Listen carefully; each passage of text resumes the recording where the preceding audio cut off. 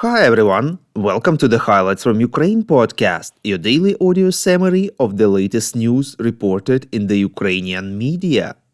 My name is Artem, and here is the news. For 604 days last the Russian invasion of Ukraine. The US Institute for the Study of War informs that Russian forces launched a renewed offensive push near Avdiivka, Donetsk region on 20th of October and marginally advanced, reports Ukrainska Pravda. According to the experts, it indicates that the Russian military command remains committed to offensive operations in the area despite heavy material and personnel losses. The Ukrainian General Staff reported on 20th of October that Ukrainian forces damaged and destroyed almost 50 Russian tanks and over 100 armored vehicles during the past day of fighting. Ukrainian soldiers operating in the Avdiivka area reported that they have destroyed 200 Russian armored vehicles in the past 4 days. The initial Russian offensive operations in the Avdiivka area on 10th of October also resulted in high verified Russian equipment losses, and the fact that Russian forces regrouped and relaunched assaults after the initial attack suggests that either Russian forces believe they can feasibly take Avdiivka, or that the Russian military command is poorly prioritizing offensive operations regardless of cost, believed the institute. President of Ukraine Volodymyr Zelensky visited Kherson and Mykolaiv regions, southern Ukraine, yesterday. In a video address recorded there, Zelensky said that he held a meeting with military command. Quote, "These days Russian losses are really impressive, and it is exactly the kind of losses of the occupier that Ukraine needs," unquote, said the president.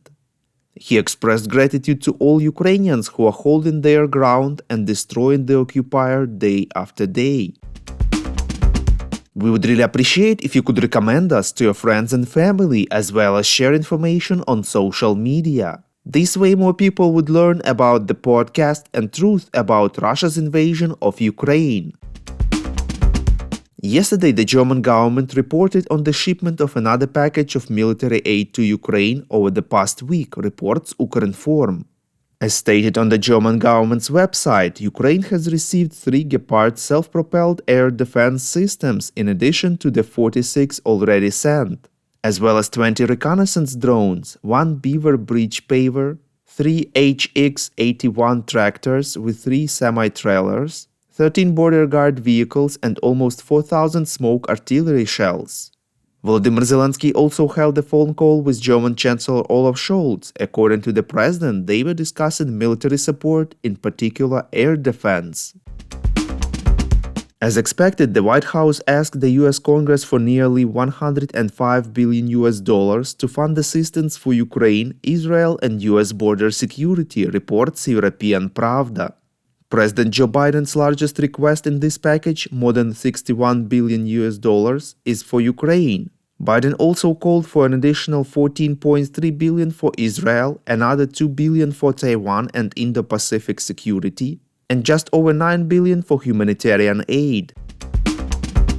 The State Customs Service and the Department of Internal Audit of the Ministry of Defense of Ukraine released an analysis on humanitarian goods delivery for the military, reports LBUA. According to it, out of 9,000 verified facts of the transfer of humanitarian aid goods via the border, in more than 3,000 cases its arrival to military units has not been confirmed.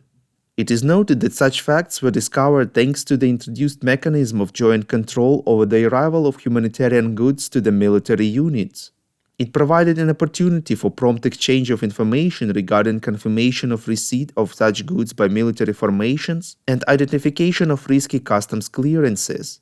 In a joint statement, Customs and the Defense Ministry said that they are grateful to public organizations, volunteers and international donors who help Ukraine.